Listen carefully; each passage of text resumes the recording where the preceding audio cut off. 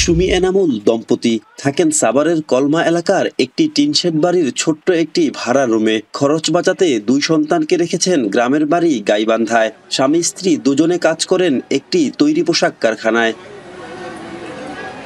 দোরগোড়ায় ঈদুল ফিতর, তবে ঈদের আনন্দকে ছাপিয়ে দুশ্চিন্তা ভর করেছে সুমি আক্তারের মনে। সারা মাসের খরচ আর বাসা ভাড়া মিটিয়ে হাতে যা থাকে তা দিয়ে সন্তান ও স্বজনদের জন্য নতুন পোশাক কেনা নিয়ে দুশ্চিন্তা যেন যায় না। এখানে যদি আমি আমার জন্য মার্কেট করি তাহলে আমার ছেলে মেয়েদের জন্য মার্কেট হয় না, ছেলে মেয়েদের জন্য মার্কেট করলে আমার মার্কেট হয় না। আর যে টাকা বেতন পাই এই টাকা আমাদের কোনো ভবিষ্যৎ নাই আমার ভবিষ্যৎ নাই, আমাদের বাচ্চা কাচ্চার ভবিষ্যৎ। সামনে ঈদ আছে, বাবা মার জন্য কিছু কিনবো, সেটাও হচ্ছে না।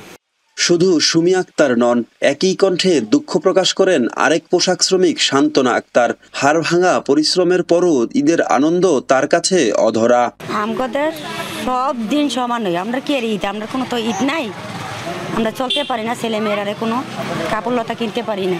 বলা হয় ঈদ মানে আনন্দ, তবে যারা ঈদে এক টুকরো নতুন কাপড়ের জন্য হিমশিম খান তাদের কাছে ঈদের অর্থই আলাদা।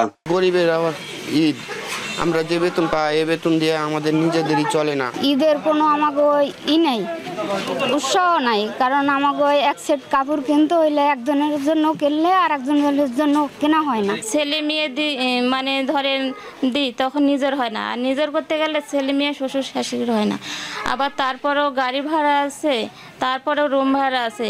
তবুও ঈদের ছুটিতে শহরের কোলাহল ছেড়ে প্রিয়জনের কাছে ফিরে যাওয়ার স্বপ্ন দেখেন শ্রমিকেরা। ছুটি শেষে নতুন দিনের কর্মব্যস্ততায় ফিরবে তাদের জীবন। হুমায়ুন কবির, এখন সাভার।